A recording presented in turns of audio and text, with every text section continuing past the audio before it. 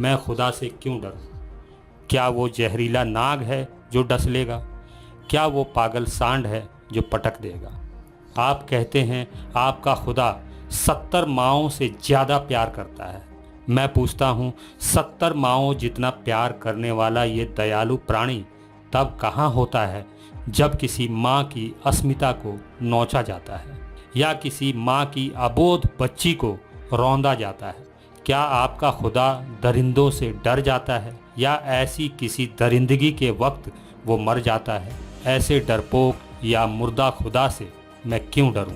जब आप कहते हैं कि खुदा से डरो, तब मुझे घातक फिल्म का वो डायलॉग याद आ जाता है जिसमें सनी देओल कातिया से कहता है, डराकर लोगों को वो जीता है जिसकी हड्डियों में पानी भरा होता है। अब आप मुझे बताएं कि खुदा लोगों को क्यों डराता है?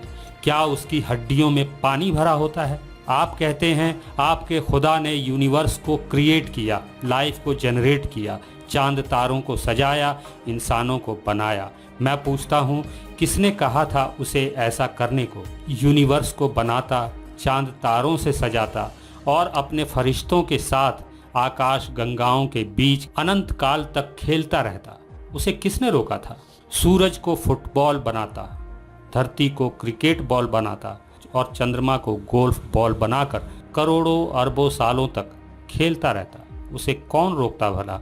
मन भर जाता, बोरियत होने लगती, खेल खेल कर थक जाता और फरिश्तों के बीच पक जाता तो सुसाइड कर लेता।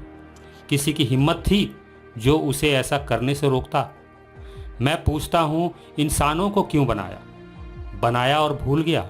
सदियों तक एक कबीला दूसरे को काटता रहा, लोग कटते रहे और वो बस ताकता रहा। औरतें बेवा हुईं, बच्चे अनाथ हुए। ऐसे अनाचार ना जाने कितनों के साथ हुए। क्यों बनाई ऐसी दुनिया? भय और भूख, अन्याय और अत्याचार, हिंसा और हत्याकांड, विषमता और विपन्नता, क्रूरता और कायरता, पीड़ा और प्रताड़ना। क्या ज़रूरत थी ऐसी दुनिया बनाने की? कहीं सिसकते लोग यहाँ और कहीं लाचारी है, कहीं दर्द है, कहीं पीड़ा है और कहीं बीमारी है, कहीं कराहते लोग यहाँ पर और कहीं महामारी है, कहीं बरसते आग के शोले और कहीं बमबारी है। जिस्म की गंदी मंडी में बिकती और सिसकती वो, मर्दों की इस दुनिया में औरत ही बेचारी है। अपने खुदा से पूछो किसने कहा ऐसी दुनिया बनाने को?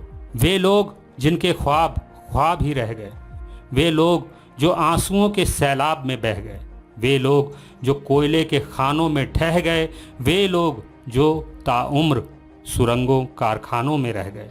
क्या वे लोग खुदा से नहीं डरते थे? क्या वे लोग पिछले पापों का हिसाब भोग रहे थे? क्यों बनाई ऐसी दुनिया और क्यों डरे कोई खुदा से? क्या वो खूंखार भेड़िया है जो घात लगाए बैठा है? क्या वो भूखा गिद्ध है जो हम पर नजरें गड़ाए बैठा है? क्या धरती पर भय की कमी है?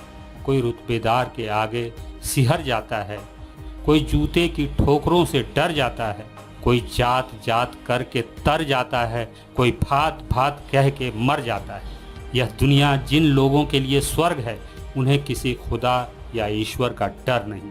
खुदा का डर या धरती का कानून, ये बातें धरती पर रहने वाले स्वर्गवासियों की जूती के नीचे होती हैं।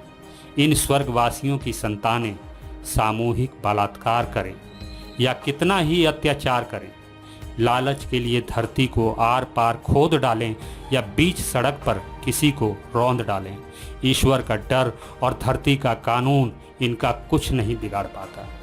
डर सिर्फ उन लोगों के लिए है जिनके जन्म लेते ही ये धरती नर्क बन जाती है, जिनके नीरस जीवन में कोई रस नहीं होता।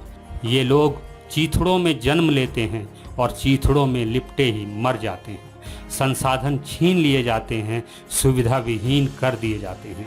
ईश्वर का डर और कानून का भय धरती पर पैदा होने वाले इन्हीं नरकवासियों के लिए बने हैं। ये लोग डर के साथ जन्म लेते हैं और डर के साथ ही मर जाते हैं। ईश्वर का डर, कानून का डर, अनहोनी का डर, बीमारी का डर, डर खोने का, डर जीने का भी, डर ये कि झुग्गियाँ खाक ना हो जाएं, डर ये कि बस्तियाँ राख ना हो जाएं, डर ये भी कि मूछ रखने पर मारा ना जाए, जाति के नाम पर काटा ना जाए। डर ये भी कि बच्चों को ज़्यादा रोना ना पड़े, रात को फिर से भूखा सोना ना पड़े। अब मैं आपसे पूछता हूँ, धरती पर जन्मे इन नरकवासियों के लिए क्या इतने डर काफ़ी नहीं हैं? इसलिए जब भी आप मुझे खुदा से डरने की सलाह देते हैं, तब मुझे घातक फिल्म का वो डायलॉग याद आ जाता है जिसमें सनी देओल कातिया से कहता है, डराकर लोगों को वो जीता है जिसकी हड्डियों में पानी भरा होता है। अब आप मुझे बताएं कि खुदा लोगों को क्यों डराता है? क्या उसकी हड्डियों में पानी भरा होता है? अगर आप मेरे विचारों से सहमति रखते हैं तो मुझे इस नंबर पर आर्थिक सहयोग भेज सकते हैं। मुझे आपके सपोर्ट की ज़रूरत है। इंसानियत जिंदाबाद।